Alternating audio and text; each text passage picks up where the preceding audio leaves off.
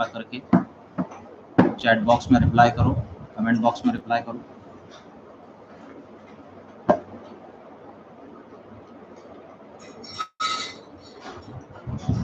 जय राधा माधव कुंज बिहारी, जय राधा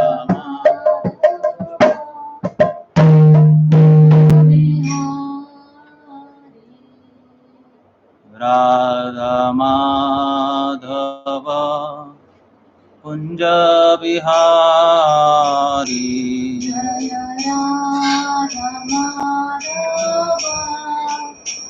कुंज बिहारी, गोपी जन वल्लभा गिरिवरधारी,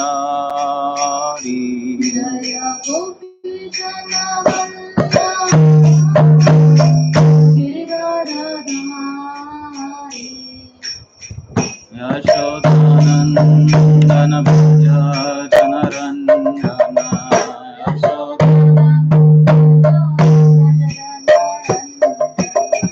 यशोदानंदन भज जनरंजन,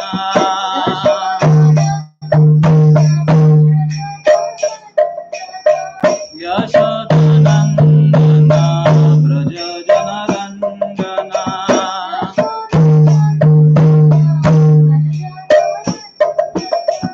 यमुना तीरावरचारी,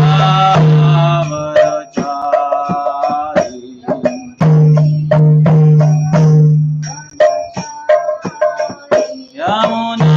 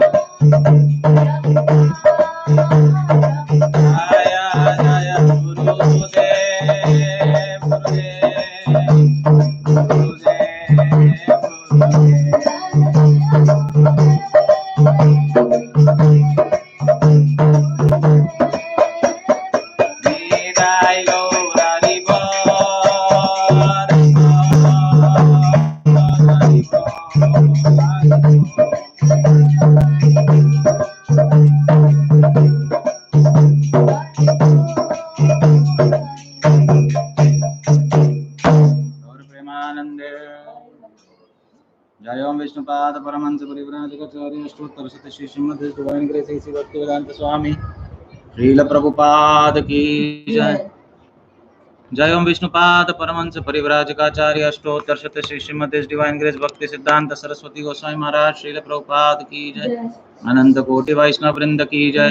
नामाचार्य हरिदास ठाकुर की जय। प्रेम से कहो श्री कृष्ण चैतन्य प्रभु नित्यानंद श्री अद्वैत गदाधर श्रीवासादि गौर भक्त वृंद की जय। श्री राधा कृष्ण गोप गोपिका श्याम कुंड राधा कुंड गिरि गोवर्धन की जय। ब्रजभूमि वृंदावन धाम की जय। नवदीप मायापुर धाम की जय। पुरुषोत्तम क्षेत्र जगन्नाथपुरी धाम की जय। गंगा मैया की जय। यमुना मैया की जय। भक्ति देवी की जय। तुलसी महारानी की जय। श्री श्री राधा वृंदावन चंद्र भगवान की जय। श्री श्री राधा कुंज बिहारी भगवान की जय। श्री श्री गौर निताई भगवान की जय।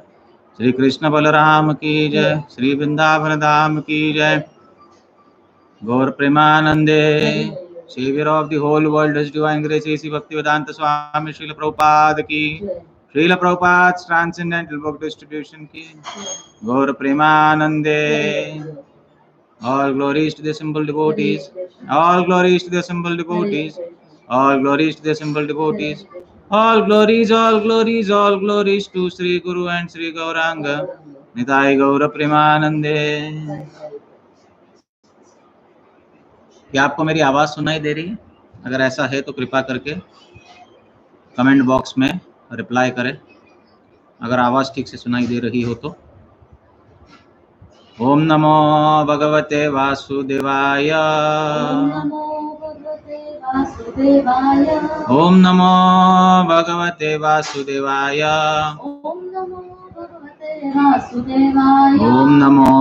भगवते वासुदेवाय।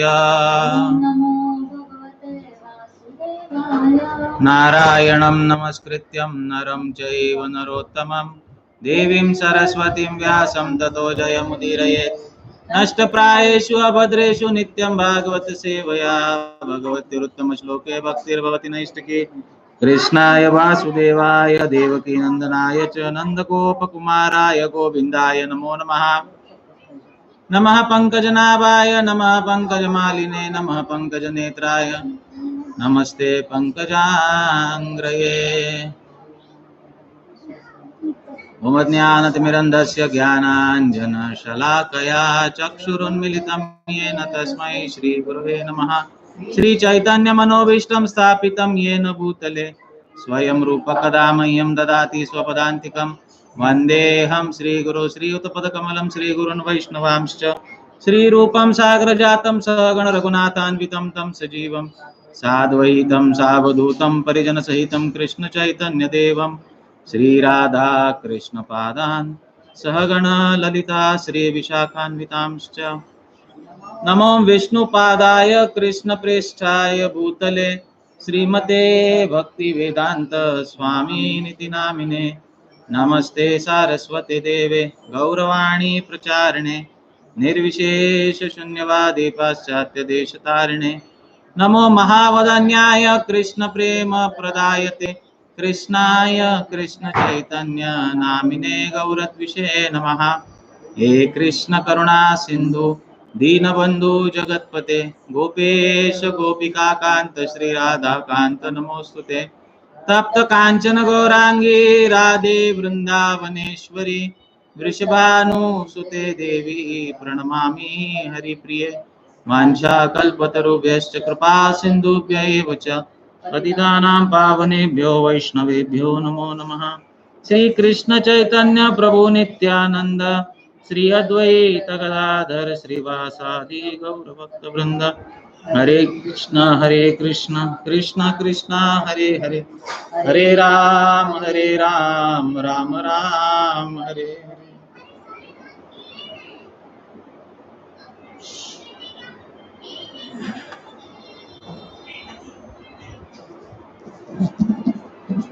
हरे कृष्णा। तो स्वागत है आप सबका, जो भी हमें फेसबुक पर देख रहे, जो भी यूट्यूब पर देख रहे, सबका सहर्ष स्वागत हो। और इस भागवत रसास्वादनम कक्षा का सत्र का ये दूसरा दिवस है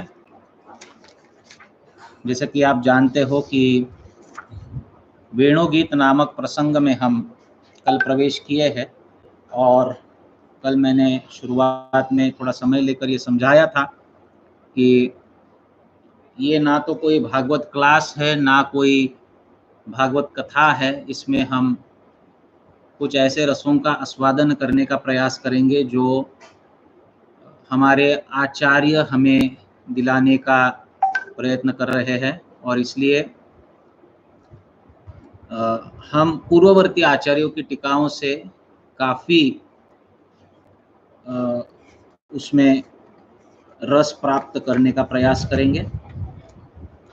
श्रीमद् भागवत दशम स्कंद के 21वें अध्याय में ये कथा प्राप्त होती है, जिसका शीर्षक है श्री वेणुगीत।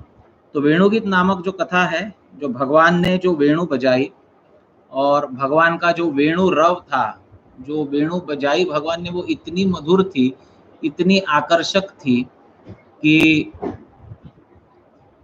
इसकी स्तुति का गान शास्त्रों में कई जगह किया गया है। हे श्याम रे जरा बंसी बजाओ। तो भगवान श्याम सुंदर ने जो बंसी बजाई, जो बांसुरी बजाई, वो अद्भुत है। और उस बांसुरी के, उस बंशी के, उस वेणु के बजाते हुए कृष्ण ने बड़े अभूतपूर्व रसों का आदान प्रदान किया है, और इसलिए ये वेणुगीत प्रसंग बहुत ही महत्वपूर्ण है। कल हमने देखा किस प्रकार शरद और वर्षा ऋतु का वर्णन करने के पश्चात शुकदेव गोस्वामी 21वें अध्याय में प्रवेश किए, और 21वें अध्याय में प्रवेश करके वे सर्वप्रथम तो वृंदावन की मधुरिमा का वर्णन किए। इत्थम शरत स्वच्छ जलम पद्माकर सुगंधिना न्याविशद वायुना वातम सगु गोपाल कोच्युता। तो किस प्रकार भगवान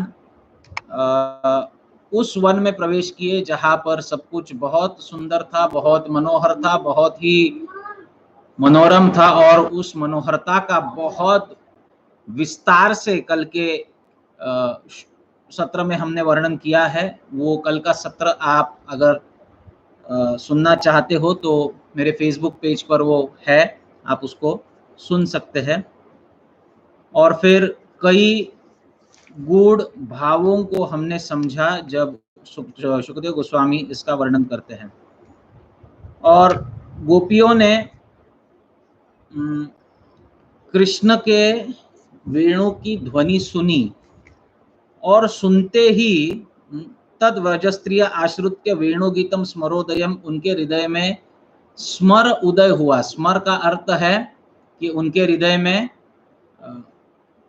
ऐसा उत्कट प्रेम की भावना उत्पन्न हुई कि वो अपने आप को रोक नहीं पाई, और कश्चित परोक्षम कृष्णस्य स्वसखिभ्यो अनुवर्णयन, अपने परस्पर सखियों से भगवान के विषय में वर्णन करने लगी।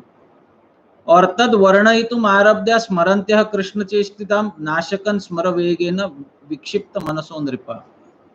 और उनका मन जो था वो स्मर वेग से, उस वेग से जो कि प्रेम उत्पन्न करता है हृदय में, श्रृंगार रस की उत्पत्ति करता है, उस वेग से वे अपने कंठ से कुछ भी बोल नहीं पाई। हालांकि वो बहुत कुछ बोलना चाहती थी, लेकिन न शकन न शेकुम, वो कुछ बोल नहीं पाई। किसके बारे में वर्णन करने जा रही थी? तो स्मरन्त्यः कृष्ण चेष्टितम, कृष्ण लीला के बारे में वर्णन करने वाली थी, या करने की इच्छा रखती थी, करने का प्रयास कर रही थी, लेकिन कर नहीं पा रही थी, क्योंकि स्मर का वेग इतना प्रचंड था, वो कुछ बोल नहीं पाई। तो ऐसे 4 श्लोकों का वर्णन कल हमने सुना। आज हम 5वें और 6ठे श्लोक का वर्णन और उसके ऊपर की टीकाओं के ऊपर चर्चा करने वाले हैं। और ये श्लोक बहुत महत्वपूर्ण है, वैष्णव समाज में बहुत ही ज्यादा प्रसिद्ध श्लोक है। इसको हम पहले गाएंगे, आपको सुनाई दे रहा है ऐसा मैं प्रिज्यूम कर रहा हूँ, तो आप मेरे पीछे पीछे अपने यहाँ दोहरा सकते हैं। बर्हापीडं नटवरवपु कर्णयो कर्णिकारं बिभ्रद्वासः कनककपिशं वैजयन्तीं च मालाम् रन्ध्रान् वेणोरधरसुधया पूरयन् गोपवृन्दैर्वृन्दारण्यं स्वपदरमणं प्राविशद्गीतकीर्तिः।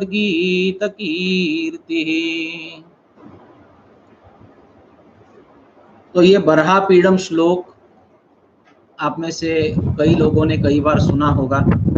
ये वो श्लोक है जिसको सुनने के पश्चात शुकदेव गोस्वामी जो थे वे वन से वापस आए अपने पिता व्यासदेव जी के पास और उनकी इच्छा को पूर्ण करते हुए उन्होंने भागवत का अध्ययन किया।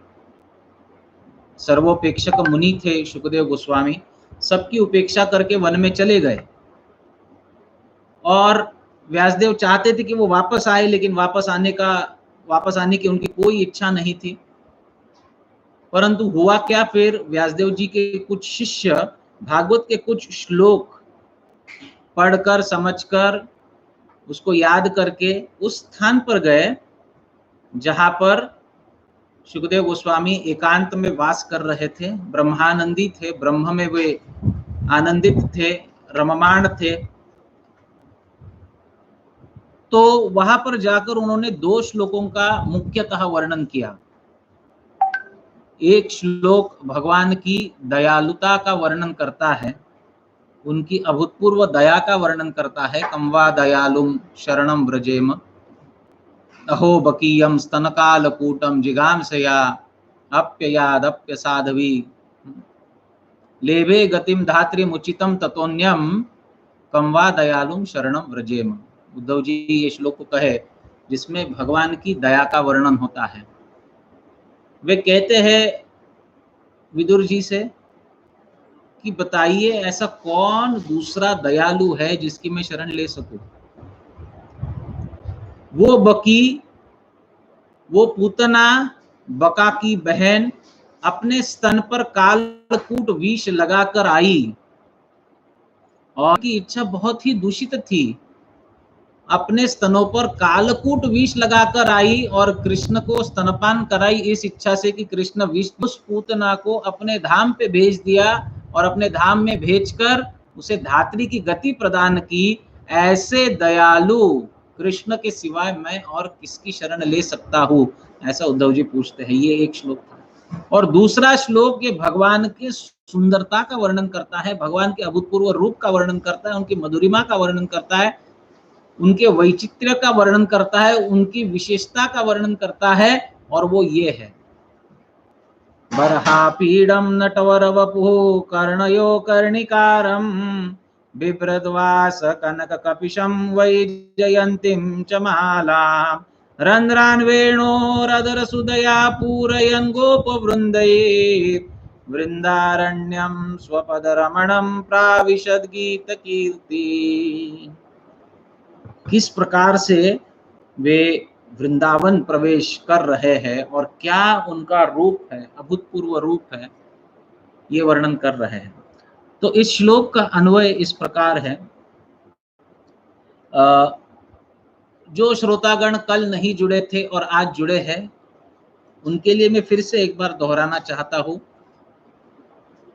कि हम टीकाओं के ऊपर अभ्यास कर रहे हैं, टीकाओं को समझने का प्रयास कर रहे हैं, टीकाओं को आस्वादन करने का प्रयास कर रहे हैं। जो आचार्य हमें वो भाव दिए हैं उस भाव को समझने का प्रयास कर रहे हैं। इसलिए हम टीकाएं पढ़ेंगे, संस्कृत में पढ़ी जाएगी, काफ़ी सारे संस्कृत वाक्य और संस्कृत शब्द आपके कानों में आएंगे। तो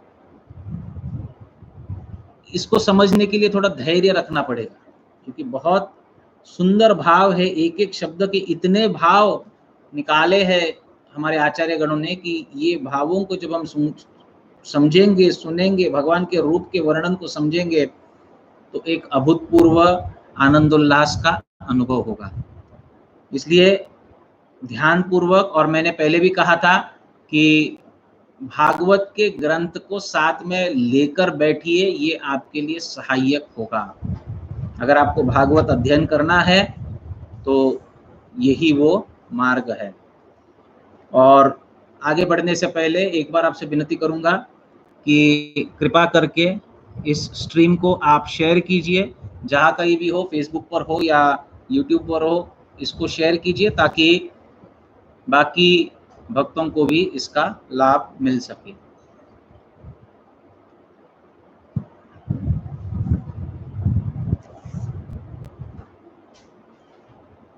तो इसका अन्वय इस प्रकार है। अन्वय का अर्थ क्या है कि पद्य को गद्य में कन्वर्ट करना, पोइट्री को प्रोज में कन्वर्ट करना, इसे अन्वय कहते हैं। बरहा पीड़म नटवर वपुः कर्णयो कर्णिकारम बिभ्रद्वास कनक कपिशम वैजयंतीम च मालम रंध्रन वेणोरधर सुदया पूरयन गोप वृंदैर वृंदारण्यम स्वपद रमणम प्राविशद गीत कीर्तिम। ये श्लोक है और उसका अन्वय क्या है? उसका अन्वय है बरहा पीड़म नटवर वपु कर्णयो कर्णिकारम कनक कपिशवासः वैजयंतीम च माला बिभ्रत अधर सुधया वेणोः रंध्रान पूरयन गोप वृंदै गीत कीर्ति स्वपद रमण वृंदारण्यम प्रविशत। कौन प्रवेश किए? जिन्होंने नटवर वपु धारण किया है। बरहा पीड़म, बरहा कहते हैं, वास्तविक मोर को बरहा कहा जाता है, लेकिन मोर को तो धारण नहीं कर सकते, तो समझना चाहिए कि मोर के पिच्छ को धारण किया है। कहाँ धारण किया है? आपीडम। आपीडम का अर्थ होता है मुकुट। आपीडम का अर्थ होता है मुकुट। तो बरहा पीडम, मोर के पिच्छ को या पंख को अपने मुकुट में धारण किए हैं। और नटवर वपु, और जिनका वपु जो है, जिनका शरीर, जिनका अंग ये नटवर है या नटवत है, वो नट की तरह है। और जिन्होंने कर्णयो कर्णिकारम, कान में कर्णिका नामक एक फूल आता है, एक 4 पंखुड़ी वाला गोल फूल होता है पीले रंग का, जिसे कर्णिका कहते हैं, उसको अपने कानों में धारण किया है। बिभ्रद, बिभ्रद शब्द का अर्थ है धारण करना। तो उन्होंने धारण किया है। क्या क्या धारण किया है? सर्वप्रथम तो बरहा धारण की है, दूसरा नटवर वपु धारण किया है, तीसरा कानों में कर्णिका धारण की है, और वासह कनक कपिशम, उन्होंने वस्त्र धारण किए हैं। किस प्रकार के वस्त्र धारण किए हैं? कनक कपिशम, कनक सोने की तरह पीले वस्त्र या पीतांबर धारण किए हैं। और क्या धारण किया है? 4 वस्त्र हो गए, और 5वीं वस्तु वैजयंतीम च माला, और उन्होंने वैजंती माला धारण की है। रंध्रान वेणोर अधर सुदया पूरयन, और जो अपनी अधर सुधा से वेणु के रंध्रों को पूरित कर रहे हैं, भर दे रहे हैं। रंध्र यानी छिद्र। वेणु के छिद्रों को जो अपने अधर अमृत से या अधर सुधा से जो पूरयन, पूरयन का अर्थ है भर दे रहे हैं, वे गोप वृंदई, गोप सखाओं के साथ, वृंद यानी जुट, गोप सखाओं के जुट के साथ, ग्रुप के साथ, वृंदारण्यम, वृंदावन में या वृंदारण्य में, अरण्य यानी वन, वृंदारण्यम स्वपद रमणम प्राविशद गीत कीर्ति। वो स्वपद रमण, ये एक एक शब्द के बहुत सुंदर सुंदर अर्थ है, हम इसमें प्रवेश करेंगे। तो स्वपद रमण यानी स्वयं के पैरों पर चलते हुए वे रमण कर रहे हैं।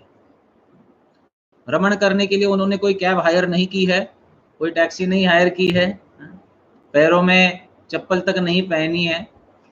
वो स्वपद रमणम, स्वपद अपने ही पद पर चलकर रमण कर रहे हैं, घूम रहे हैं, पर्यटन कर रहे हैं।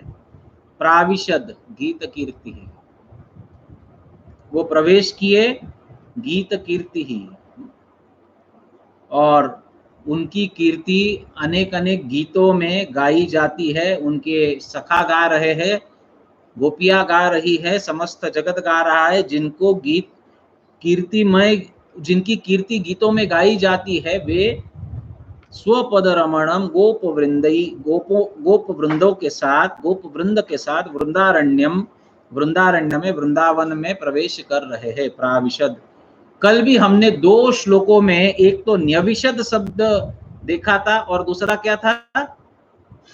आविश्य।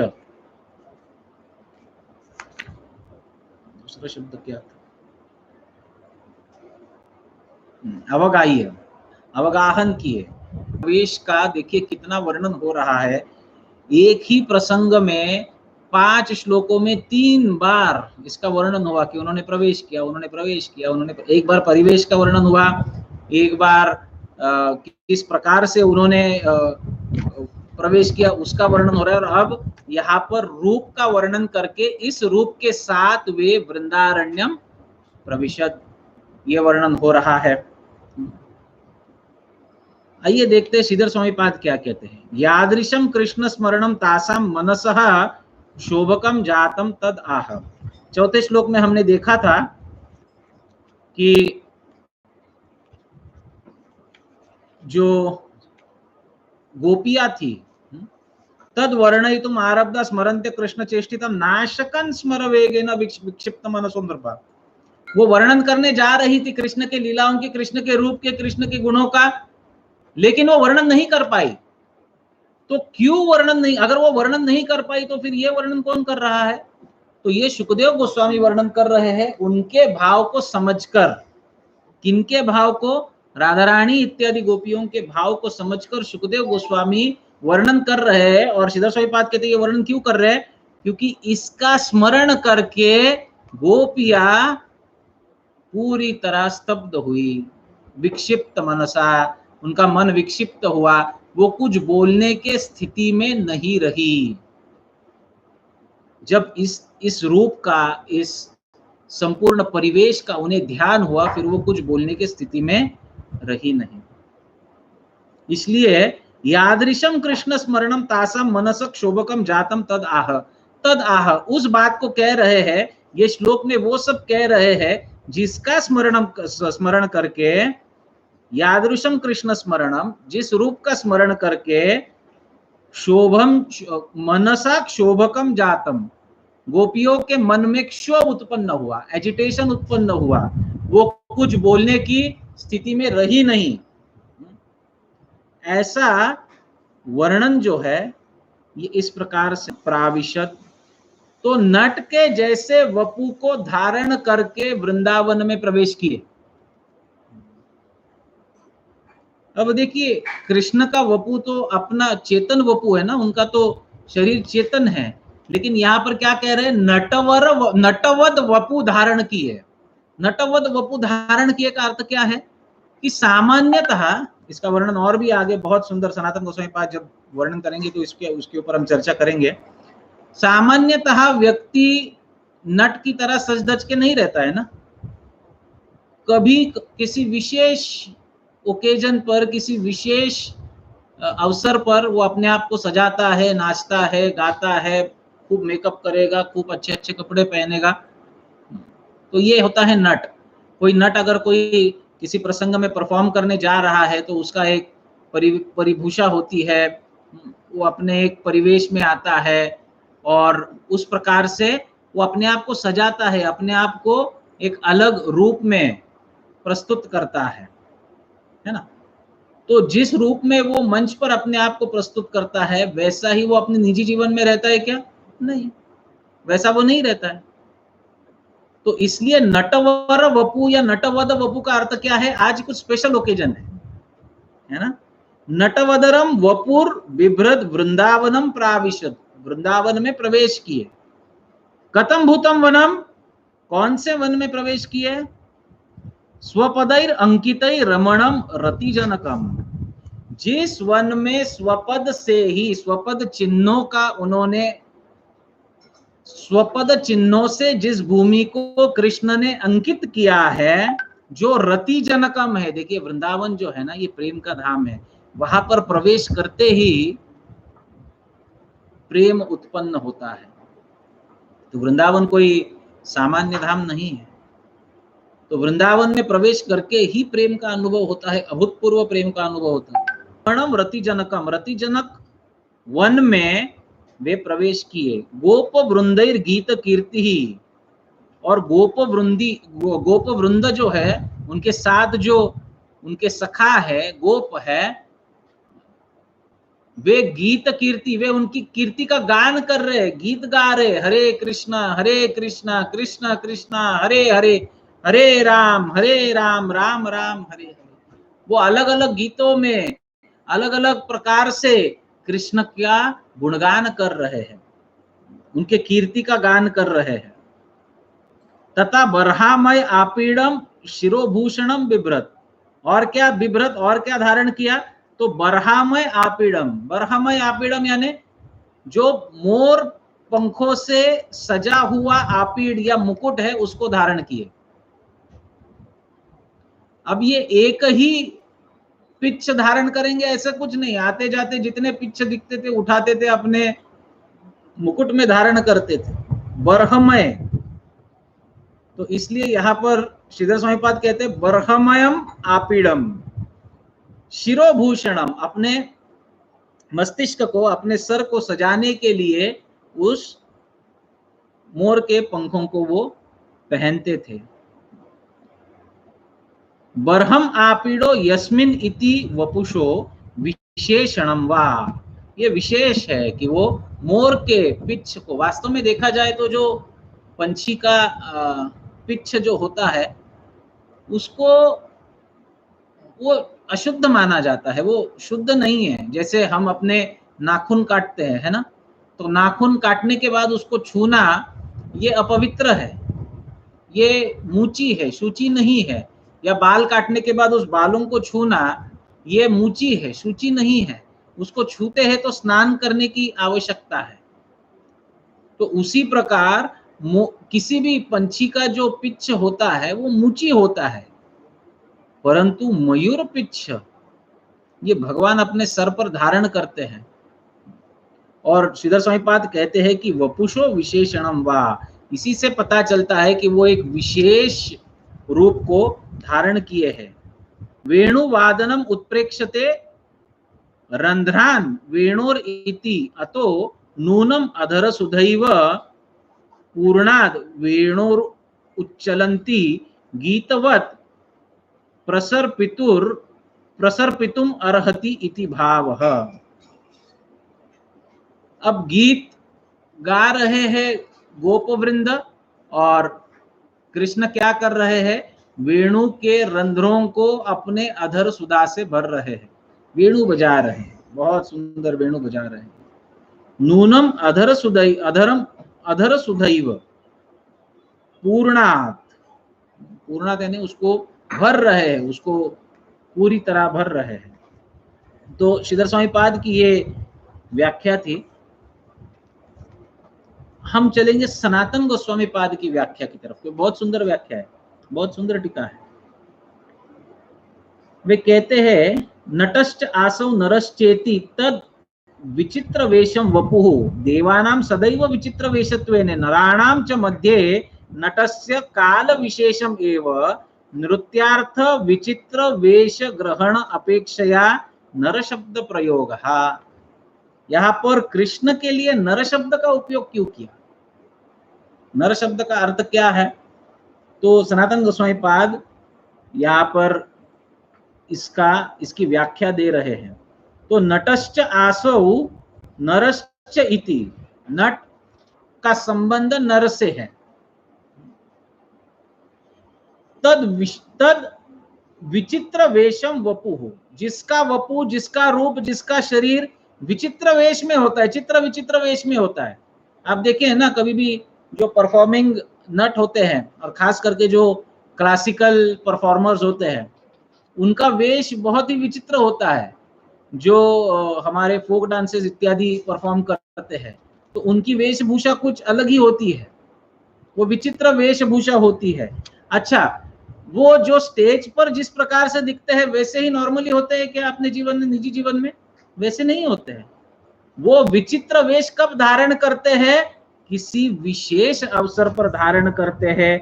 तो यहाँ पर सनातन वारिजन देते, कहते हैं देवानाम सदैव विचित्र वेशत्वेन, देवता तो हमेशा विचित्र वेश में रहते, हमेशा सजे धजे रहते, हमेशा गहने पहने आभूषण पहने हुए रहते, हमेशा मेकअप, उनको मेकअप करने की जरूरत नहीं पड़ती है, लेकिन हमेशा वो मेडअप ही रहते हैं। हमेशा उनके वस्त्र बहुत सुलझे हुए, बहुत सुंदर नए, वहां पर मलिन होते नहीं है, प्रेस वगैरह करने की जरूरत नहीं है, लेकिन वो दिखते इतने नए, हमेशा तैयार रहते देवतागण। तो देवानाम सदैव विचित्र वेशत्वेन नराणाम च मध्य नटस्य काल विशेषमेव, लेकिन नरों में जब कोई नट बनता है या कोई परफॉर्मेंस देने जा रहा है, कोई विशेष ओकेजन है, तभी वो सजता है, तभी वो धजता है। नृत्यार्थ विचित्र वेश ग्रहण अपेक्षया नर शब्द प्रयोग। अब कृष्ण वन में गए हैं, अब वेणु बजा रहे हैं, अब वेणु जब बजा रहे हैं तो वेणु बजाकर बाद में क्या होगा, सब विशेष है, वो गोपियों को आकर्षित करते हैं, फिर गोपियों के साथ बहुत मनोहर लीला, रास लीला रची जाती है। तो ये सब विशेष है, इसलिए यहाँ पर नृत्यार्थ विचित्र वेश ग्रहण अपेक्षया नर शब्द प्रयोग, इसलिए नर शब्द का प्रयोग किया, इसलिए नट शब्द का प्रयोग किया। तो नट नर वपु या नटवर वपु, ये दोनों एक ही अर्थ है।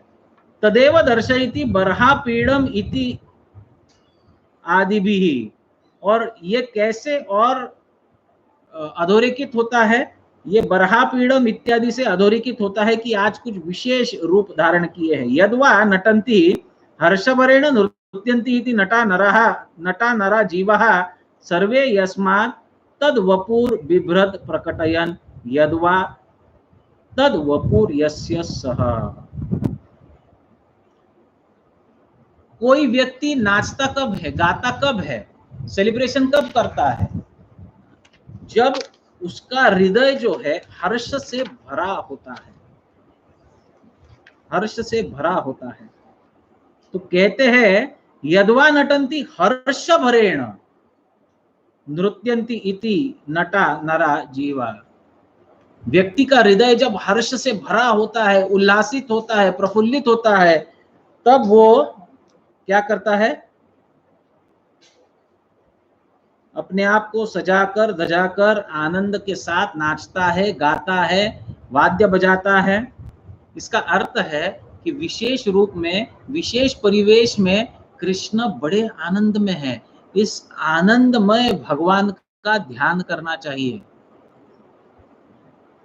किस प्रकार से वो वन में प्रवेश किए और किस प्रकार से वे वेणु को बजा रहे हैं त्रिभंग ललित रूप में, इस रूप का ध्यान करना चाहिए। कथा ध्यान के लिए है।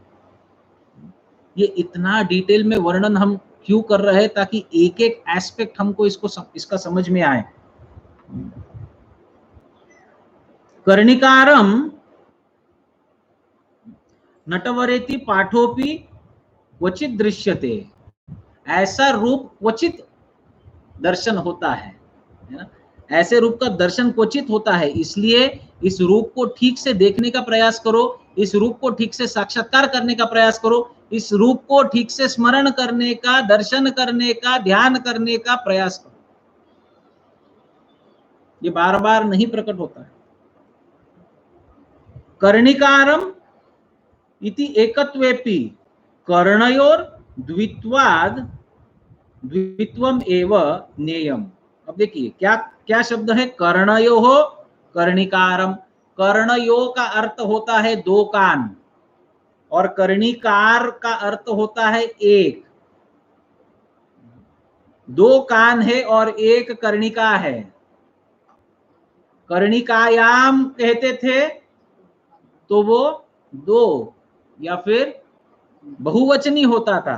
यहां पर कर्णयः या कर्णयो ये बहुवचनी है, लेकिन कर्णिका एक वचनी है। एक ही कर्णिका दोनों कानों में पहन रहे हैं। वो कैसे? वो इतने मदमस्त है उस वन विहार में। हम कभी कभी ऐसा पेंसिल रखते हैं ना मेरे हाथ में है इसलिए, तो जिसका काम है वो हम लटका के रखते हैं, है ना। वे कर्णिका कभी इस कान पर लगाते, कभी इस कान पर लगाते। ऐसा है क्या कि उस वन में एक ही कर्णिका है? नहीं, पूरा वन कर्णिकाओं से भरा हुआ है। लेकिन अपने नवयौवन की मस्ती में इतने मदमस्त है श्याम सुंदर कि वो पूरी तरह एक मत हाथी की तरह विहार कर रहे हैं, जैसा उनको चाहे वैसा। देखिए, ये होता है अपने स्वरूप में होना। जब व्यक्ति अपने स्वरूप में होता है ना, he doesn't care what somebody thinks about himself. हम क्यों ये बार बार सोचते हैं कि लोग क्या कहेंगे, लोग क्या कहेंगे, लोग क्या कहेंगे? क्योंकि हम हमारे स्वरूप में नहीं है, हम हमारे स्वरूप से दूर जा चुके हैं। जब व्यक्ति स्वरूप में आएगा तो दुनिया गई भाड़ में, जो कोई जिसको जो कुछ बोलना है वो बोले, मैं मेरा काम करते रहूंगा। कृष्ण अपने स्वरूप में है, श्याम सुंदर रूप में है। विश्वनाथ चक्रपात तो बहुत सुंदर बात कहते हैं। वे कहते हैं, नटवत नरवत द्विभुज वपुर्यस्य। नटवत का अर्थ क्या है कि वो द्विभुज है, वो द्विभुज रूप में आए हैं, वो मनुष्य के रूप में आए हैं। मनुष्य नहीं है लेकिन मनुष्य का रूप उन्होंने धारण किया है, या फिर वो उनके ओरिजिनल रूप में है जिनके रूप में मनुष्य को उन्होंने बनाया है। ये उनका ओरिजिनल रूप है, द्विभुज रूप है।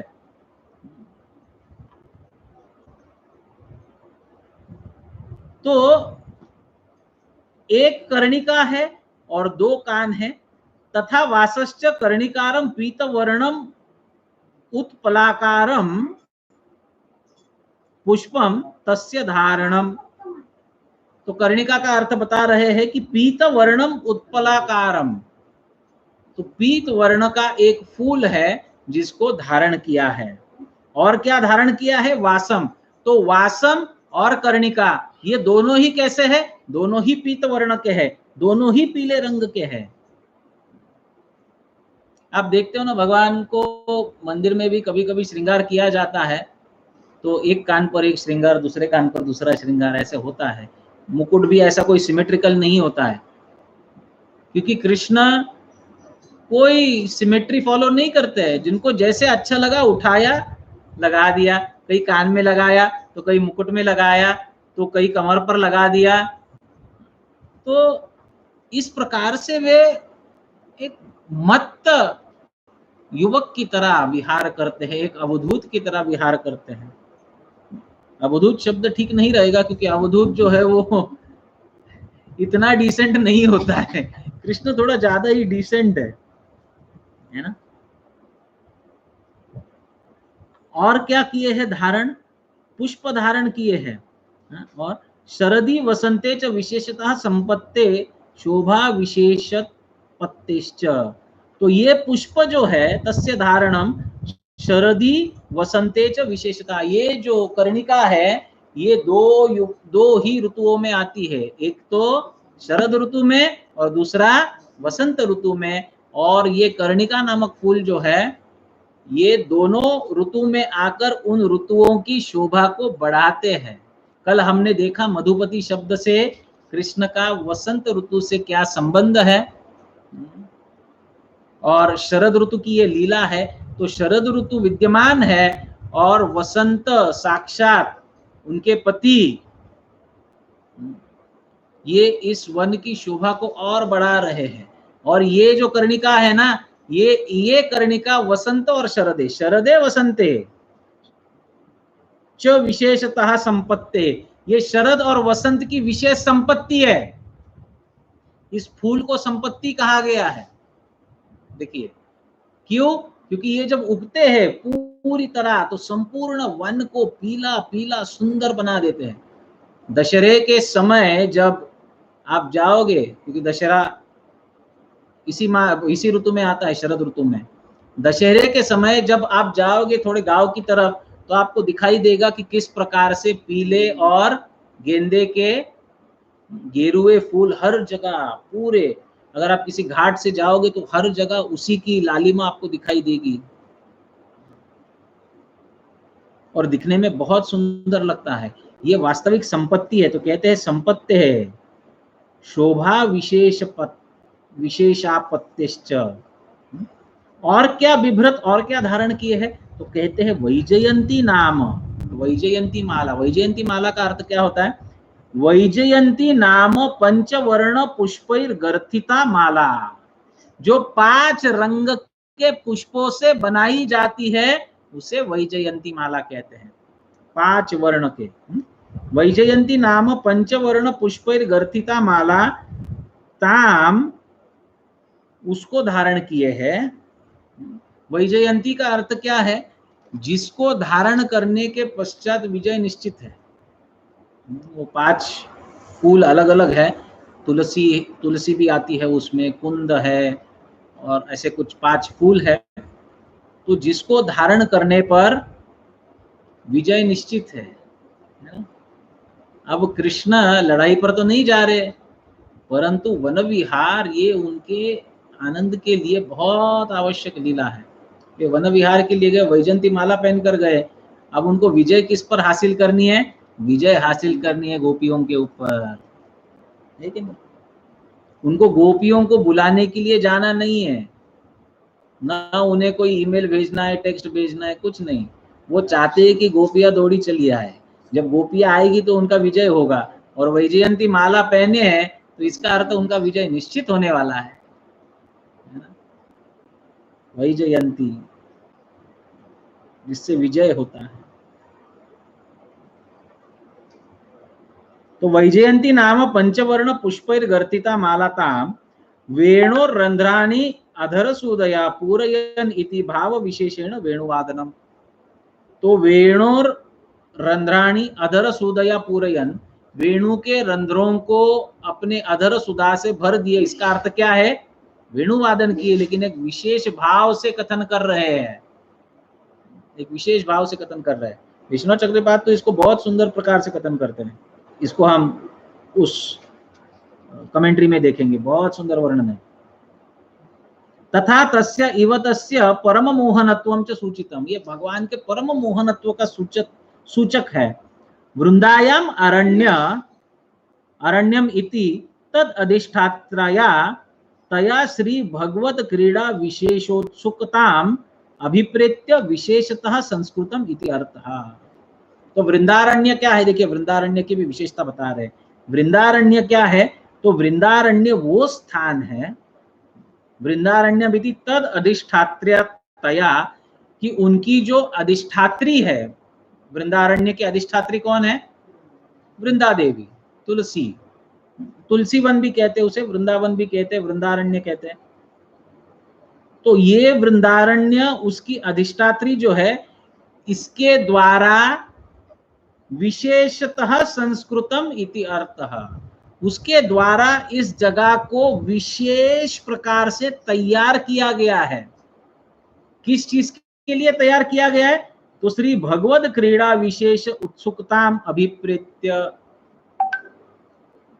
ये अभिप्रेत करके कि कृष्ण यहाँ पर आकर लीला क्रीड़ा करेंगे, उस वन को विशेष रूप से, संस्कृत का अर्थ क्या होता है? सम यानी सम्यक, कृत यानी किया हुआ, संपूर्ण तैयार किया हुआ वो स्थान है, उसे संस्कृतम कहा गया है। संस्कृतम इति अर्थः, संस्कृत शब्द का वास्तविक अर्थ है।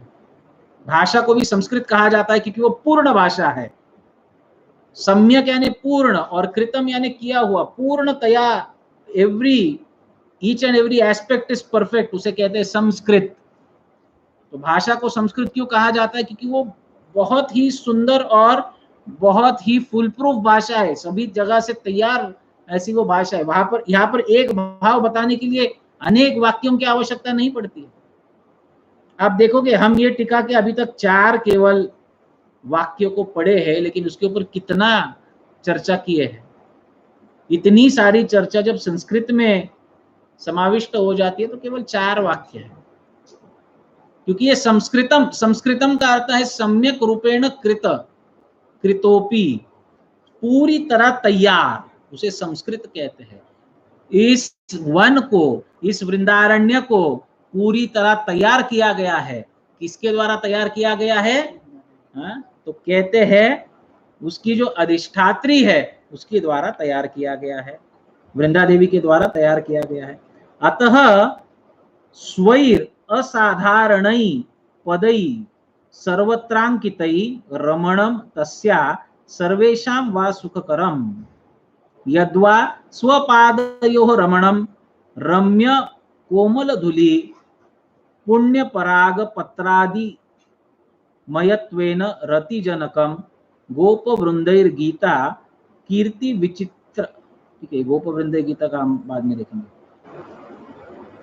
तो इस प्रकार से भगवान की लीला के लिए उस धाम को तैयार किया गया है। अब कहते हैं स्वपद रमणम का क्या अर्थ है? स्वपद रमणम के भी बहुत प्रकार से भाव बताए गए हैं।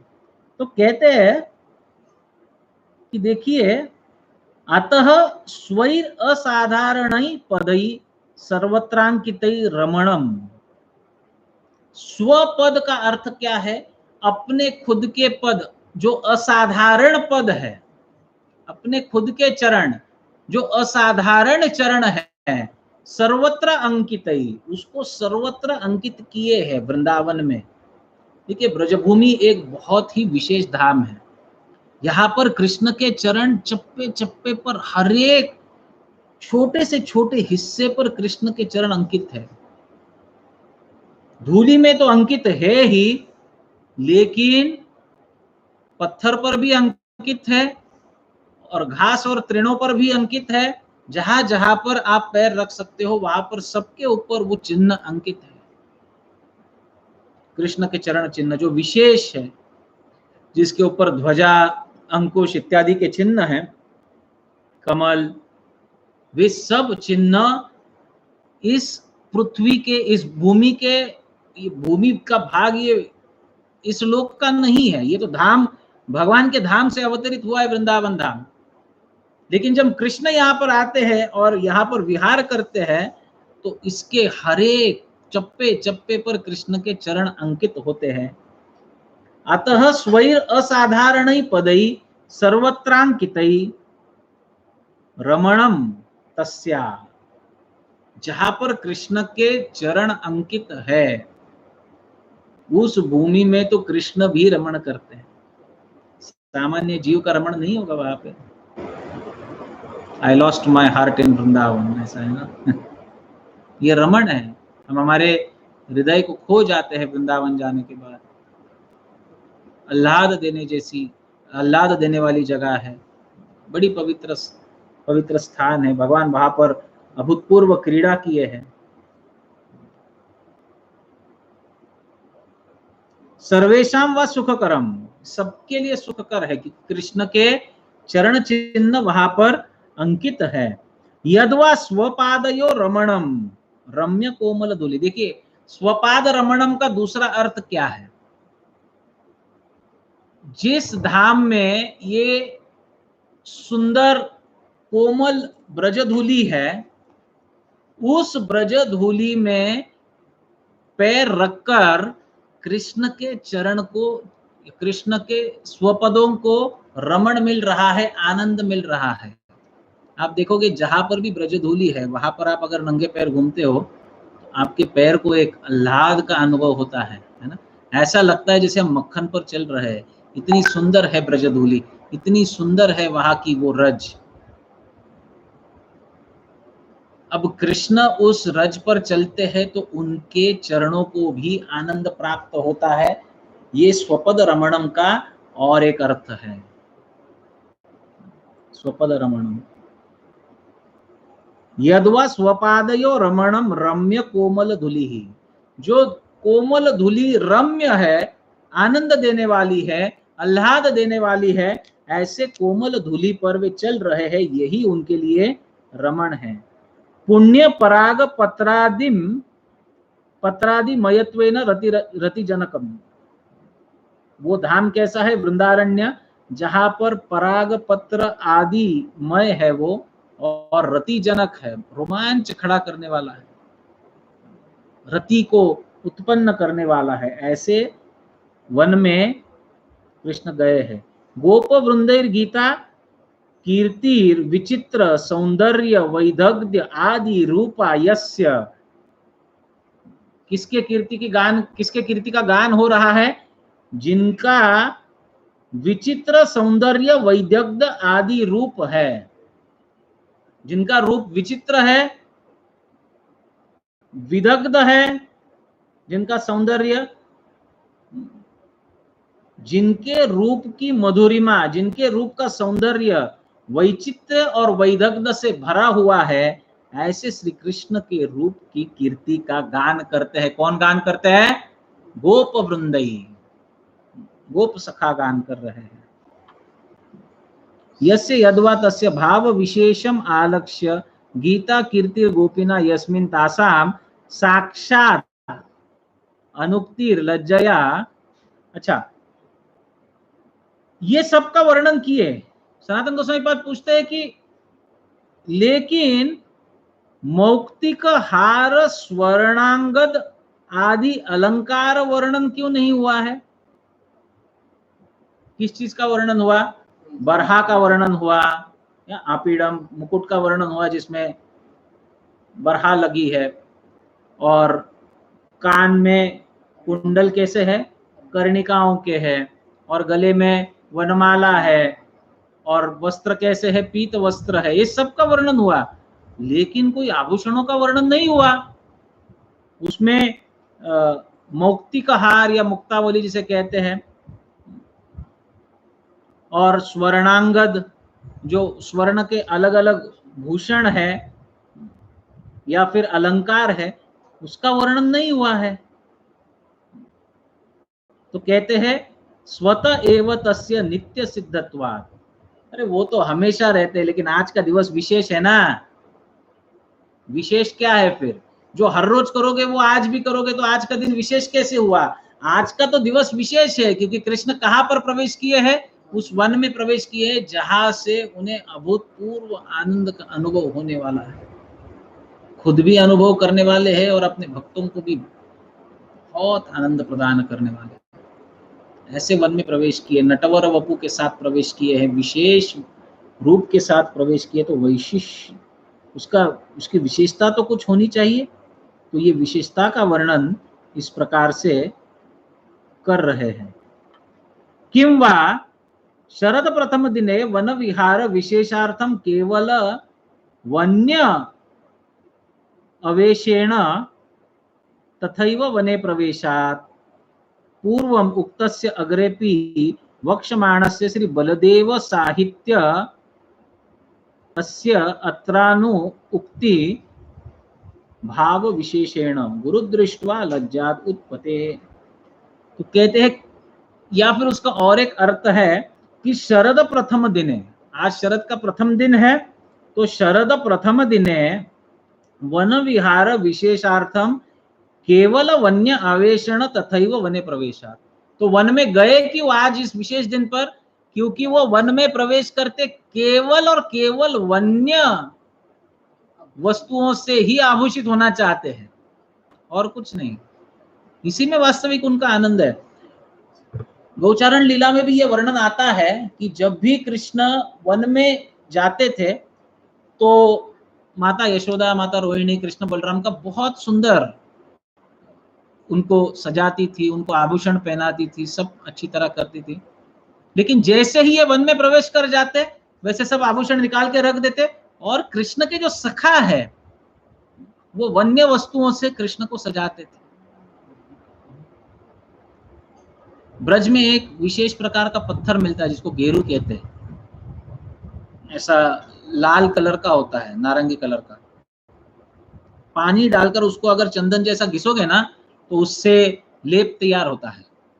उस लेप से कृष्ण का पूरा शरीर सजाते थे। एक तो वो श्याम वर्णीय थे, है ये नहीं है, हम है तो वो भी है ना।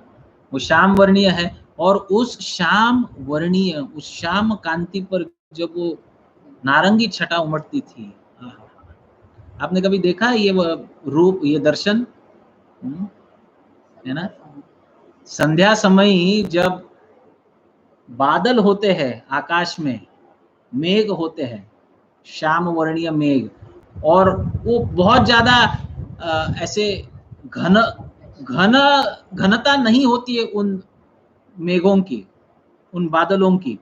तो उसमें से संध्या समय सूरज की जो अरुणिमा है वो ऐसी आकाश में पूरी तरह फैल जाती है। कितना सुंदर दिखता है।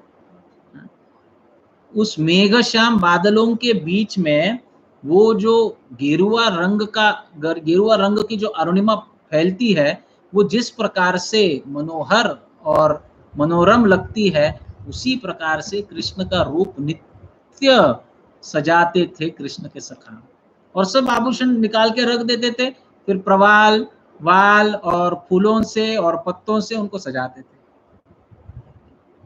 यही उनके आभूषण थे।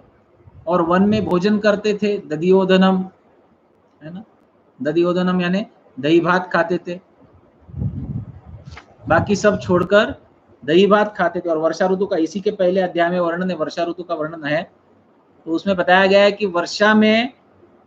वर्षा पड़ने से, पानी पड़ने से सब पत्थर एकदम चकाचक स्वच्छ हुए हैं, और उस स्वच्छ पत्थर के ऊपर भात को रखकर कृष्ण खाते हैं, प्लेट वेट लेके नहीं जाते हैं। ये उनका अद्भुत वन विहार है।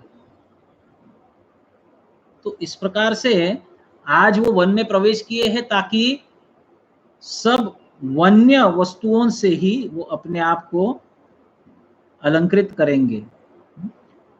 अब और एक प्रश्न पूछते हैं कि पूर्वम उक्तस्य अग्रेपि वक्ष्यमाणस्य श्री बलदेव साहित्य अस्य अत्र अनुक्तिर भाव विशेषेण।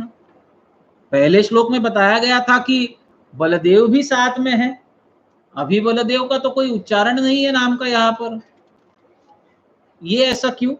तो कहते हैं भाव विशेषेण गुरु दृष्टवा लज्जात उत्पते।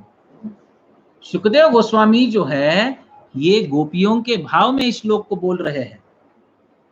ये श्लोक गोपियों द्वारा डायरेक्ट नहीं बोला गया है, लेकिन गोपियों का भाव सुखदेव गोस्वामी खुद गोपी का भाव अंगीकार करके उसको बोल रहे हैं।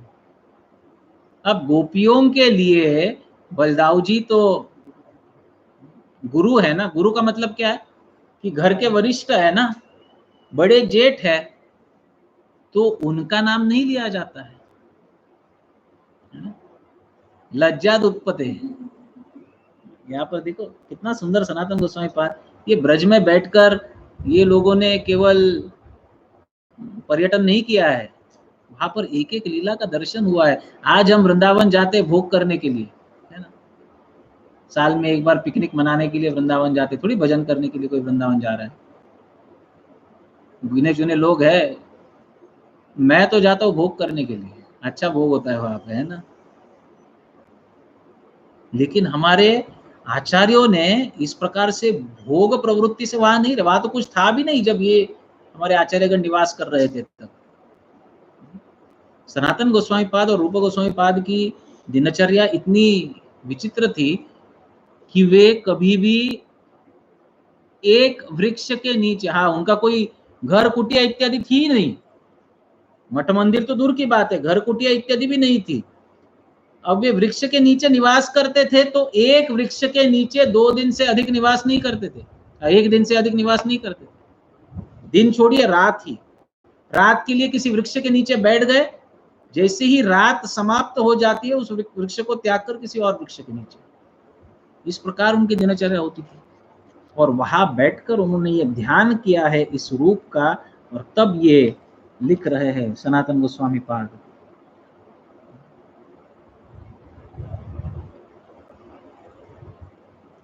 तो इस प्रकार इस श्लोक का वर्णन सनातन गोस्वामी के द्वारा किया गया है। आइए देखते हैं जरा विश्वनाथ चक्रवर्ती ठाकुर क्या कहते हैं। तो वे कहते तदेव तासाम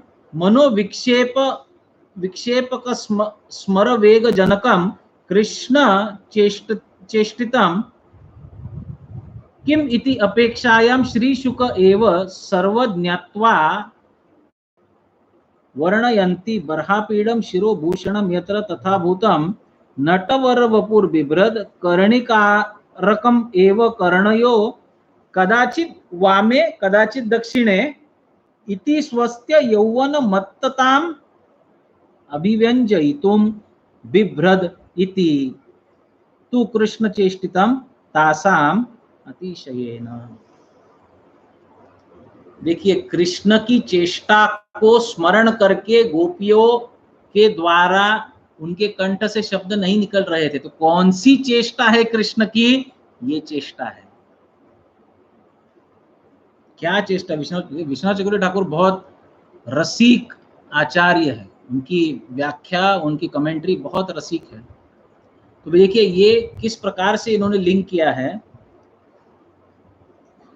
कर्णिकारकम एकम एव, जैसा हमने पहले भी सुना कि कर्णिका एक ही है, लेकिन कर्णयो दो है। तो एक ही कर्णिका को कैसे पहन रहे हैं? तो कभी वामे क्वचित दक्षिण, ये वाम है, ये दक्षिण है ना। तो क्वचित वामे क्वचित दक्षिण, कभी वो बाएं कान में पहन रहे तो कभी निकालकर दाएं कान में पहन रहे। और इति स्वस्य यौवन मत्तताम अभिव्यंजयितुम, अपने यौवन की मत्तता को प्रदर्शित करने के लिए ऐसी चेष्टा कर रहे हैं। और इसी चेष्टा को देखकर, स्मरण करके गोपियों का स्मर वेग ये चरम सीमा पर पहुंच गया, ऐसी चेष्टाओं को देखकर। इसका मतलब क्या है कि ये स्मरण गोपियों का है, और ये स्मरण करके ही वो गदगद हो गई, वो कुछ बोल ही नहीं पाई। वो बोलना चाहती थी कृष्ण के बारे में, उनका गुणगान करना चाहती थी, लेकिन वो कुछ बोल नहीं पाई ये रूप का वर्णन करके, ये रूप का वर्णन करके।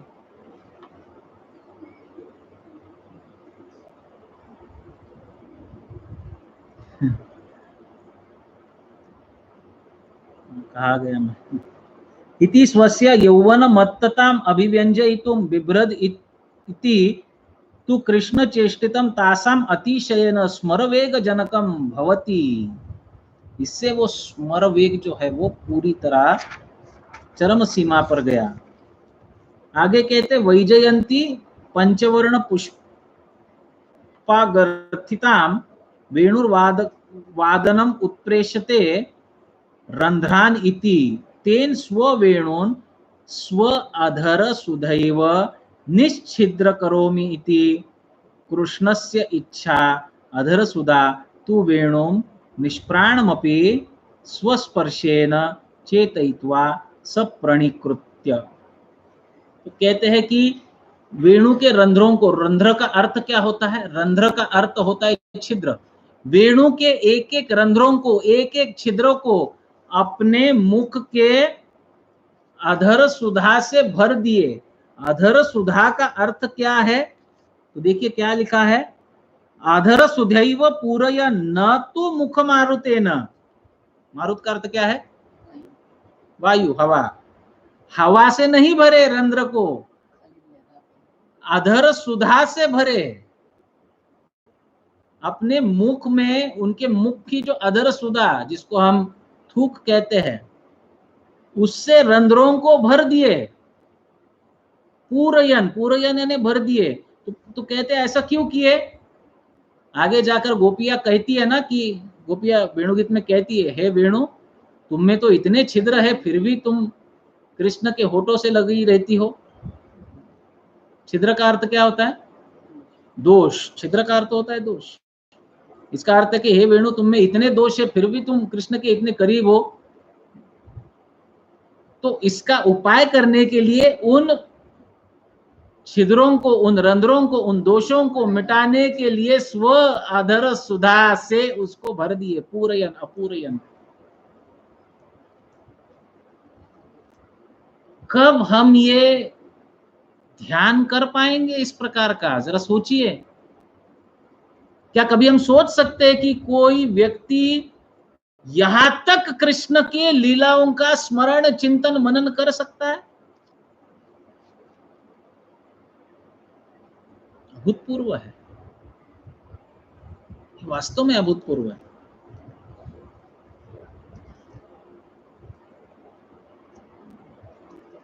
तो निश्चिद्र करोमीति कृष्णस्य इच्छा अधर सुधा तू वेणु। अब ये वेणु जो है, विष्णु चक्रवर्ती ठाकुर कहते हैं कि ये निष्प्राण है, लेकिन जैसे ही कृष्ण का स्पर्श उसे होता है, कृष्ण के अधरों का उसे स्पर्श होता है, चेतयित्वा सप्रणिकृत्य, वो सचेत हो जाती है, वो सचेत हो जाती है। इस प्रकार इस श्लोक का अलग अलग आचरण के द्वारा वर्णन किया गया है ना।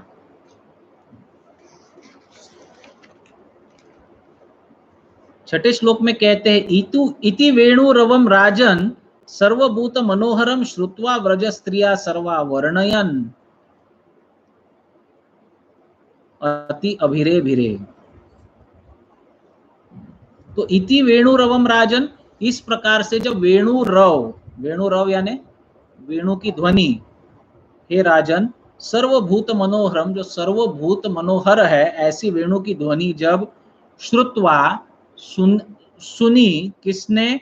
व्रजस्त्रिया सर्वा, सभी व्रज स्त्रियों ने सुनी, तो वर्णयंतो अभयो अभिरे भिरे, तो वे आभरण करती हुई, आलिंगन करती हुई वर्णन करने लगी। तो इसका जो अन्वय है वो इस प्रकार है, हे राजन, इति सर्वभूत मनोहरम वेणुरवम सर्वा व्रजस्त्रिया श्रुत्वा वर्णयन्त्य अभिरे भिरे।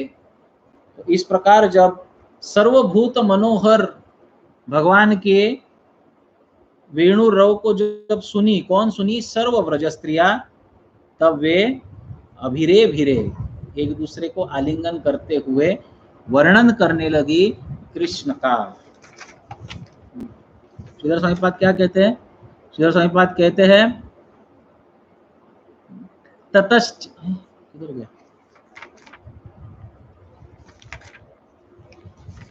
उड़ रहे हैं ना।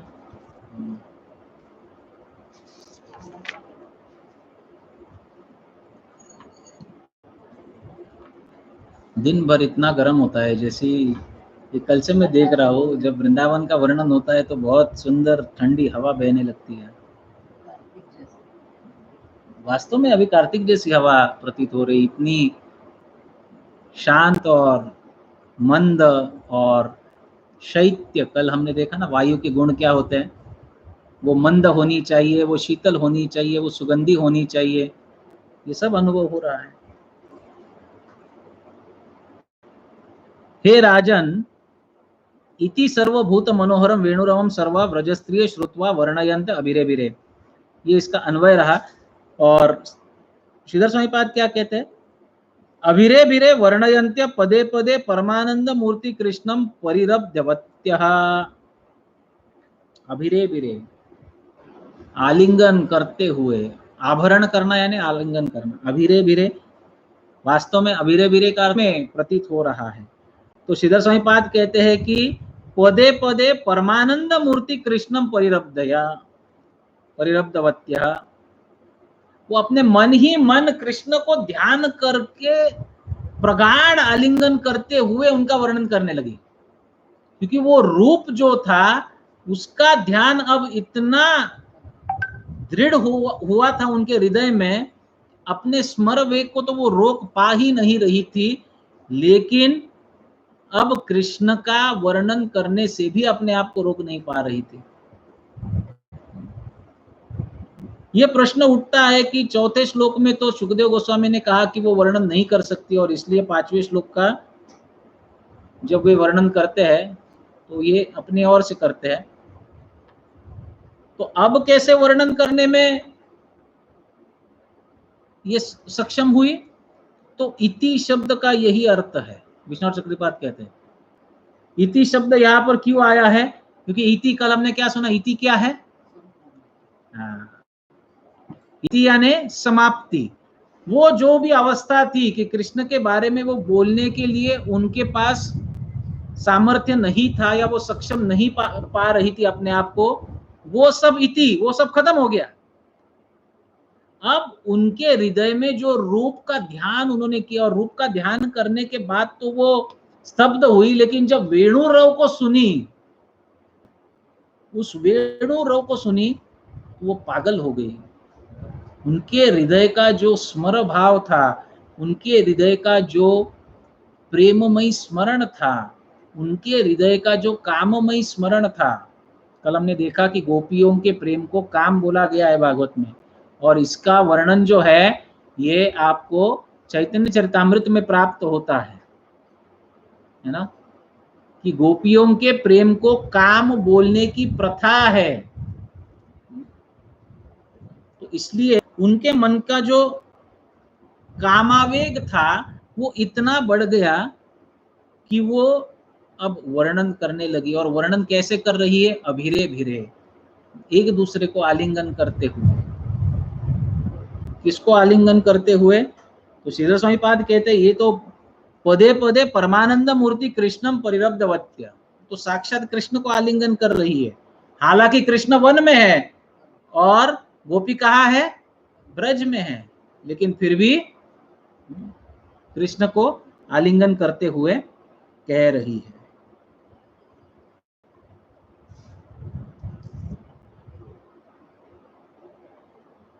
अब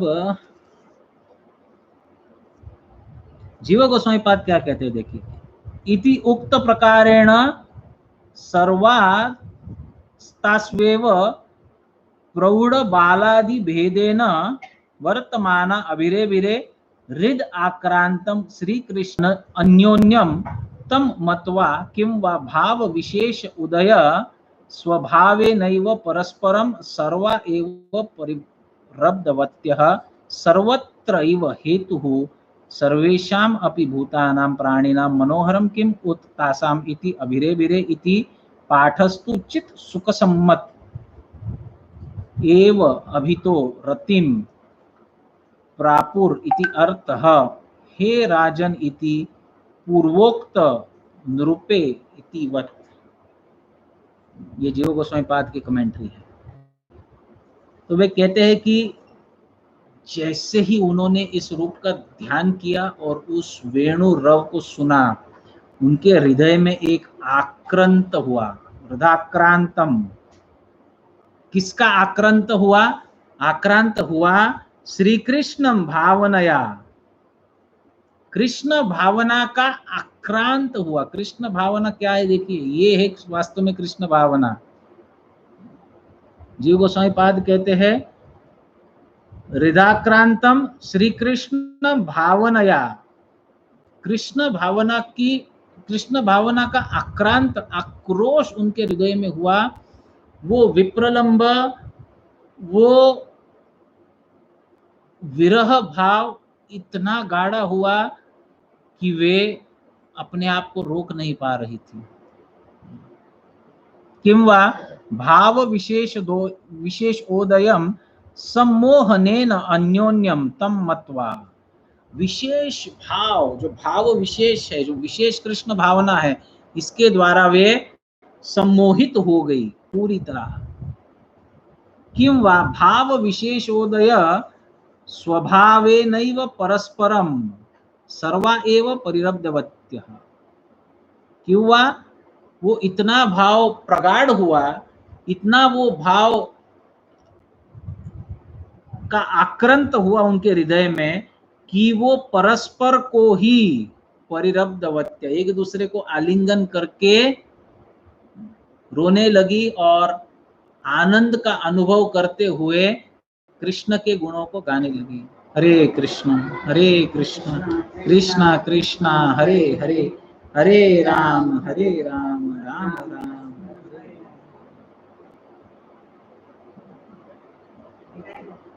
तो यहां पर सर्वा स्त्रिया करके उल्लेख आया है। तो सर्वा स्त्रिया का मतलब क्या है? ब्रज की सभी स्त्रियों को कृष्ण की वेणु सुनाई दे रही थी। इति ईदृशम अनेन, ये सनातन गोस्वामी पाद कहते हैं, इति ईदृशम अनेन प्रकारेण वा सर्वा दुरेन्तिके वा स्थिता यद्वा प्रौढ़ बाल आदि भेदेन वर्तमानः यद्वा सर्वा एव संघर्षो वर्णयन्त्यः सत्यः वेणुरवम् एव अनुवर्णयन् इति पूर्वम् अपि तस्यैव प्रस्तुत्वात् अतो यत्रासौ व्यक्ति नास्ति तत्राप्यूह्य एव। कहते हैं सर्वा स्त्रिया का अर्थ क्या है कि ये सत्य में वेणु बज रही थी, ऐसा नहीं कि उनको कोई भ्रम हो रहा था, सबको ये सुनाई दे रहा था। किस किस को सुनाई दे रहा था? तो प्रौढ़ और बाला आदि भेदे न, अच्छा सबको सुनाई दे रही थी, लेकिन प्रौढ़ और बाला के भाव में भेद था। जो प्रौढ़ गोपियां थी उनको वात्सल्य जागृत करने वाला वेणु रव सुनाई दे रहा था, और जो बाला गोपियां थी उनमें स्मरभाव जागृत करने वाला वेणु रव सुनाई दे रहा था, लेकिन सुनाई सबको दे रहा था। इसलिए सनातन गोस्वामी पाद कहते हैं कि सत्य, ये सत्य था, वेणु रव हो रहा था, ऐसा नहीं था कि उनके मन का भ्रम था, सबको सुनाई दे रहा था। अब गोपियां जो प्रौढ़ गोपियां है उनको क्या सुनाई दे रहा था, और बाला गोपियां उनको क्या सुनाई दे रहा था, वो अलग बात है, वो पृथक है। अब बाला गोपियों को क्या सुनाई दे रहा था और वो क्या वर्णन करेगी वो तो हम कल से सुनेंगे, है ना। लेकिन प्रौढ़ गोपियों को क्या सुनाई दे रहा था, जिससे उनका वात्सल्य उमड़ आए, वो भाव उन्हें सुनाई दे रहा था। वेणु रवम अन्ववर्णयन् इति पूर्वम अपि तस्यैव प्रस्तुत्वात् अतो यत्रासौ व्यक्ति नास्ति तत्र पूय एव यच्चाग्रे रूपवेशादि वर्णनम तच्च तत् साहचर्येण प्रसक्तादि इति ज्ञेयम्। उनके रूप का ध्यान करके, उनके वेणु का रव सुन के, उनके साथ हो लेने की जो भावना है, तच्च तत्साहचर्येण प्रसक्त आदि इति ज्ञेयम्। उनके साथ जो कहा गया विषय, सहचर्य करने की जो आसक्ति है, प्रसक्ति है, प्रसक्ति शब्द प्रकृष्ट रूपेण आसक्ति गोपियों के हृदय में उत्पन्न हुई कि वो कृष्ण के साथ एक क्षण भी कृष्ण के सिवाय अब वो बिता नहीं सकती है, एक क्षण भी नहीं। यद्वा कृष्ण चेष्टितम इति पूर्वोक्तम आकर्षणीयम वर्णयन्त्या मितो गोप्य क्रीड़ा इति सर्वान्तोक्ते अभिरेभिरे रुदाक्रांतम कृष्ण भावनया किं वा भाव विशेषोदय स्वभावेन परस्परम सर्वा एव परिरब्धवत्य किं वा वेणुनादम एव वा प्रीत्या हृदय संलग्नम चक्रुर इति। तो ये सब जो है हृदय का आक्रांत और अभिरे बिरे, ये विशेष भावों की वजह से हो रहा था। और विशेष भाव कहाँ से उत्पन्न हो रहा था? ये विशेष भाव उत्पन्न हो रहा था वेणु रव को सुनने से। सर्वत्रैव हेतु सर्वेषाम अपि भूतानां मनोहरम किमुत्तासाम इति। जरा सोचिए कि ये वेणु रव अगर सर्वभूत मनोहर है, सभी भूतों का हृदय आकर्षित करने वाला है, सभी भूतों का हृदय, सभी भूत यानी सभी जीवों का, केवल मनुष्य नहीं।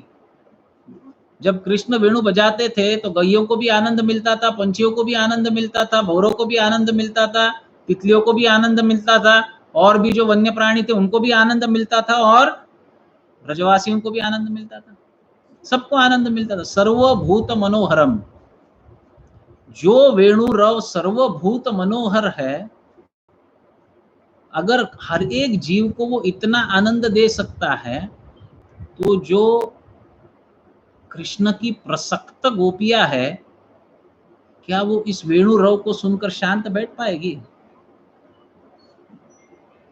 क्या इस वेणु रव को सुनकर वो अपने आप को कंट्रोल कर पाएगी?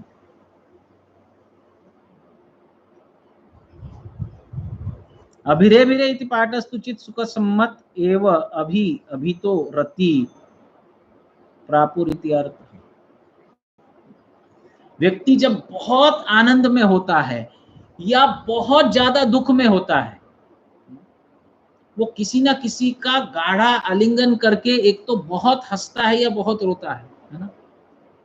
वो अपने आप के को कंट्रोल में नहीं रख पाता, उसका खुद पर से कंट्रोल टूट जाता है, उसको किसी के आधार की आवश्यकता होती है, किसी के सपोर्ट की आवश्यकता होती है, इसीलिए वो किसी के गले में पड़कर प्रगाढ़ आलिंगन करते हुए रोता है या फिर हंसता है।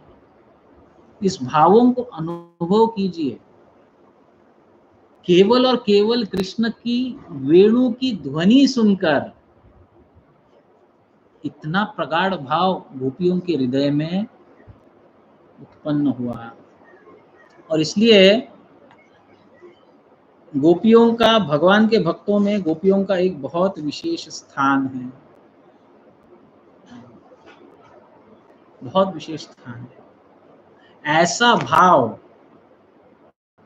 प्राप्त करने के लिए श्री चैतन्य महाप्रभु ने श्री हरिनाम का वितरण इस धरातल पर किया। यही वो भाव है, इसी को कहते हैं माधुर्य भाव। और माधुर्य भाव में भी ये तो राधा रानी के पास है महाभाव, वहां तक तो कोई नहीं पहुंच सकता है राधा रानी के सिवाय,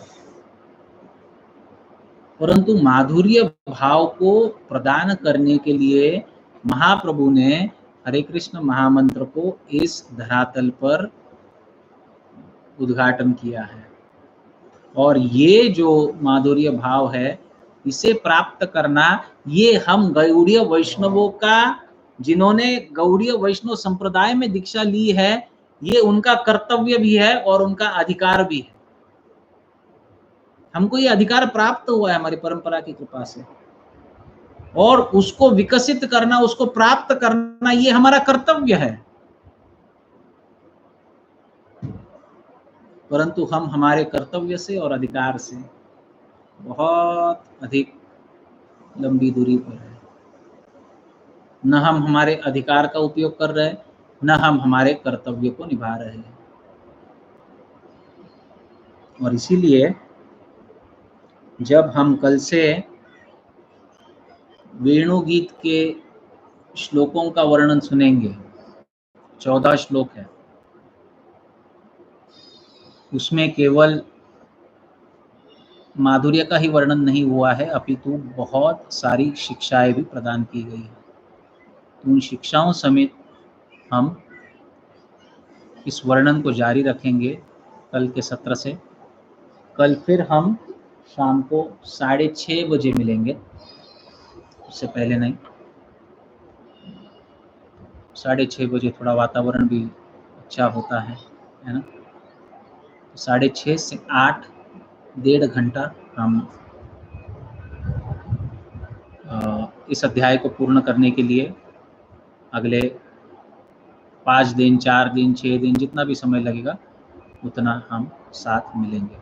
अगर किसी का कोई प्रश्न है या फिर किसी की कोई कमेंट है तो आप आपके कमेंट बॉक्स में लिखकर पूछ सकते हैं। हरे कृष्ण कृष्ण कृष्ण हरे हरे, हरे राम राम राम। ग्रंथराज श्रीमद् भागवतम की, श्रील प्रभुपाद की, गौर प्रेमानंदे। अगर कोई भी कमेंट हो, कोई भी प्रश्न हो, कोई भी ऑब्जेक्शन हो, कोई भी सुझाव हो, तो आप कृपा करके पूछ सकते हैं। हम और 1-2 मिनट के लिए ऑनलाइन रहेंगे या फिर उसके पश्चात डिस्कनेक्ट कर सकते हैं।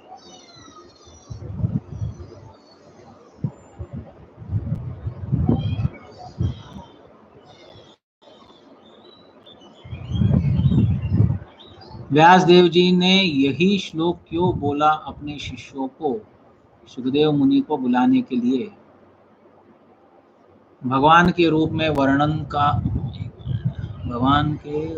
वर्णन का केवल यही एक श्लोक है क्या भागवत में? लेकिन जिस रूप का और जिस क्रिया का वर्णन इस श्लोक में किया गया है वो सर्वोच्च रूप है और वो सर्वोच्च लीला है। भगवान का वेणुवादन ये सर्वोच्च लीला है। भगवान की जो अन्य लीलाएं हैं उसमें से सबसे उच्च लीला जो है ये वेणुवादन की है। वैसे तो भागवत के हर प्रसंग में भगवान के रूप का वर्णन है, आप हर प्रसंग में भगवान के रूप का वर्णन सुनोगे, लेकिन इस प्रकार का यहाँ पर आपको कई कौस्तुभमणि का नाम सुनाई दिया, यहाँ पर आपको कई श्रीवत्स चिन्ह का नाम सुनाई दिया, यहाँ पर आपको कई मकर कुंडल का नाम सुनाई दिया। क्या सुनाई दिया जरा देखिए। कंप्लीटली नेचुरल अपने स्वरूप में नटवर वपु ये जो है ये अपने स्वरूप में द्विभुज रूप धारण किए हुए श्याम सुंदर रूप में भगवान। और ये ध्यान कौन कर रहा है? ये ध्यान गोपियां कर रही है।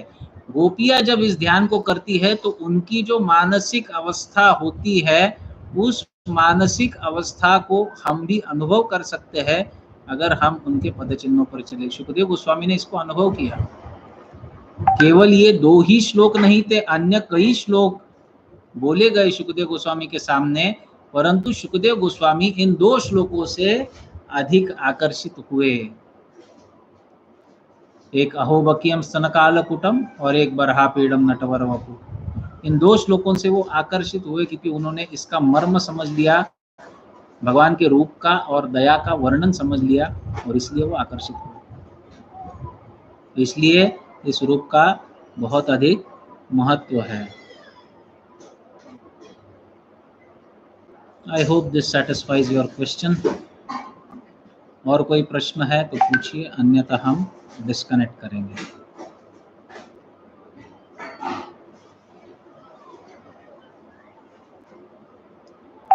तो मिलते हैं कल सुबह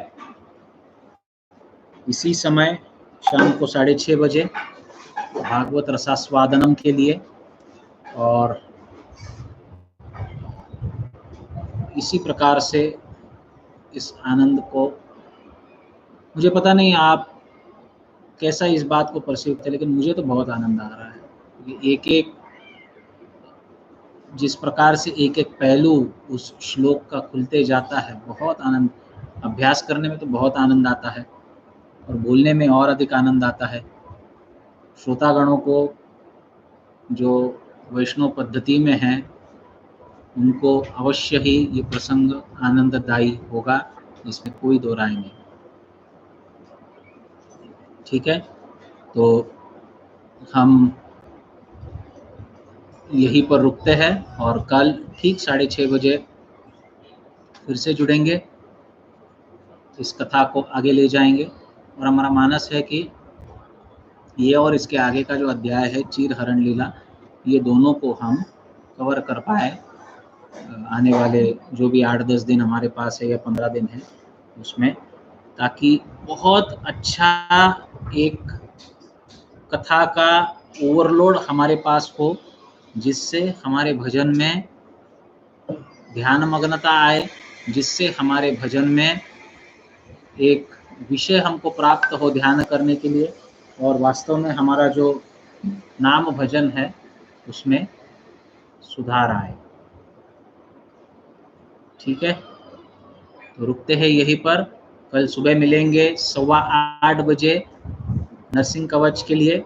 नरसिंह कवच स्तोत्र पठन हम हर रोज सुबह 8:15 बजे करते हैं। जिसको ज्ञात नहीं है उनके लिए, अगर आपको उसकी लिंक चाहिए, क्योंकि वो जूम पर होता है, ना फेसबुक पर ना यूट्यूब पर, तो आप फेसबुक या यूट्यूब के कमेंट सेक्शन में मुझे लिख सकते हैं, मैं आपको लिंक भेजूंगा, उसको आप ज्वाइन कर सकते हैं। 8:15 से 9:15 के बीच हम 11 बार नरसिंह कवच पठन करते हैं। शाम को 4 बजे से 5 बजे के बीच बुक रीडिंग का सत्र होता है, वो भी जूम पर होता है, और उस बुक रीडिंग में जगन्नाथपुरी के विषय में एक विशेष ग्रंथ है जिसका संकलन सर्वसाक्षी प्रभु ने किया है। उस ग्रंथ का पठन हो रहा है। जगन्नाथ जी के बहुत सारे जो रहस्य है उसका उद्घाटन उस ग्रंथ में किया गया है। तो उस ग्रंथ का पठन श्रीमान मुनिराज प्रभु करते हैं, तो उस सत्र में भी आप जुड़िए। तो सुबह 8:15 बजे, शाम को 4 बजे और फिर 6:30 बजे, ऐसे 3 सत्र दिन में होते हैं। अगर आप इन तीनों से जुड़ना चाहते हो, आपके पास ज्ञान नहीं है कैसे जुड़ा जाए, तो इस YouTube या Facebook के लाइव के कमेंट सेक्शन में आप लिख सकते हो और मैं आपको वो लिंक भेज दूंगा। हरे कृष्ण कृष्ण कृष्ण हरे हरे, हरे राम राम राम। ग्रंथराज श्रीमद् भागवतम की, श्रील प्रभुपाद की, गौर प्रेमानंदे।